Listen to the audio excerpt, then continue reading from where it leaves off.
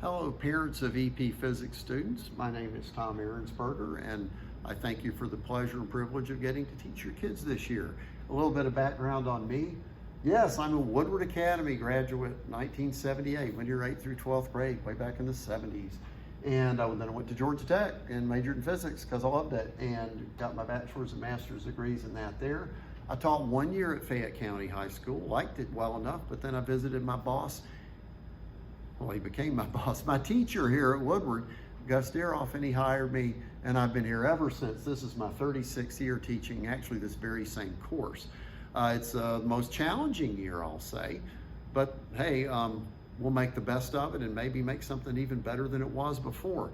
Let me show you just a little bit of the physical setup, because I know basically everybody's kids are going to be zooming in at some point. So here's the physical setup I thought you might like to see.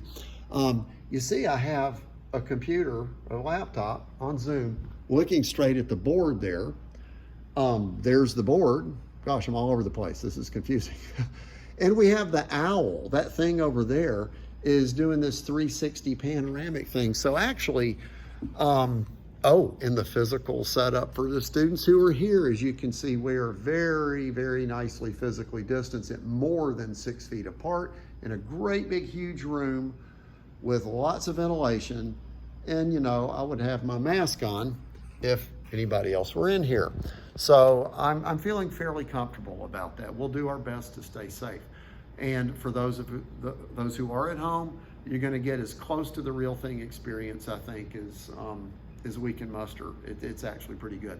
So in any case, about the course, things are on PowerSchool. I'm also using Google Classroom to turn things in. There's going to be homework. There's going to be tests. There's going to be some labs, maybe a project. Things are a little fluid. It's a little hard to say exactly we're going to have to see what works. But basically, I'm going to stay as close to what I've done in the past as possible. Generally speaking, students would do work either on paper and take a picture of it, or in some cases it could be typed, and in some cases, writing with a stylus on an iPad is a good solution. In any case, the point of grading is partly for feedback for learning for the students. It's also to provide a very fair assessment, so rest assured that's what we're trying to accomplish here. Now, about the course itself, I'd say it's what you'd expect in terms of content. You know, it has mechanics, forces, motion, energy, momentum, so forth. Then there's also gravitation and electricity and waves, sound and light waves. We try to cover those bases, kind of a big emphasis on mechanics. But as far as the spirit of the course, let me say a couple of things about that. One is, it occupies a middle ground between, CP Physics and the AP Physics courses. This is the book we use.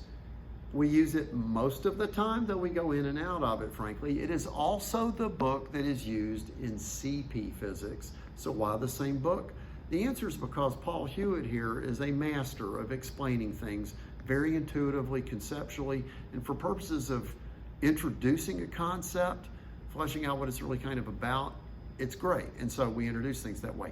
It just doesn't go far enough, so we supplement it considerably with materials that I'll post and plus class itself, and that gets a lot of the mathematical part taken care of.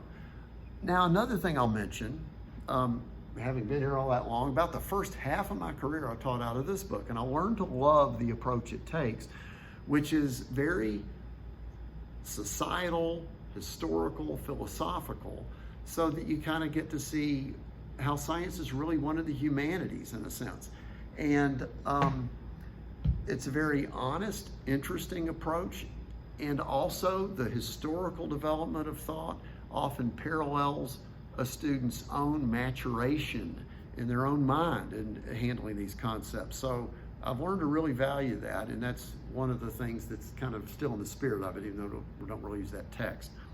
I have limited time here. I think what I'm going to do next is show you one very simple thing about what the class means to me kind of what physics sort of means to me.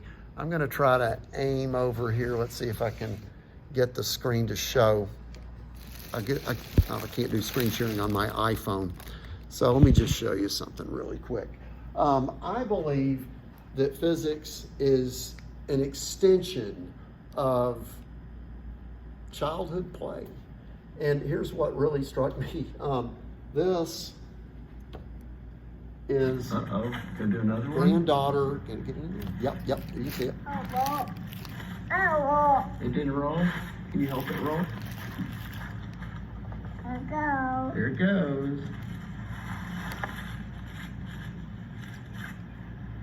Do another one? Another one. Okay, here we go.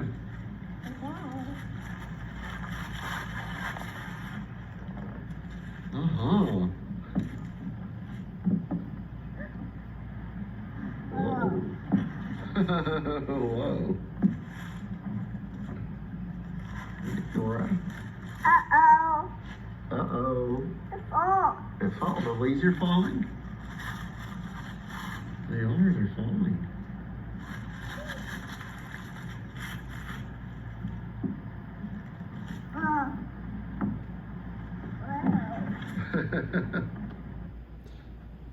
Look what she was doing there. She was exploring the world around her.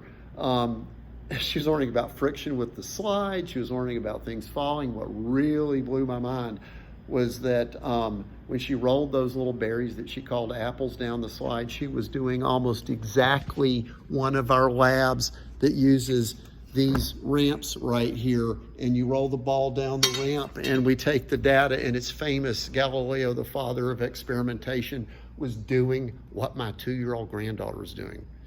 There's also a 5-year-old granddaughter, and they live in Japan now. So anyway, thank you for watching, and please feel free to email me anytime, any questions you've got, any concerns you have. Thanks again. Bye.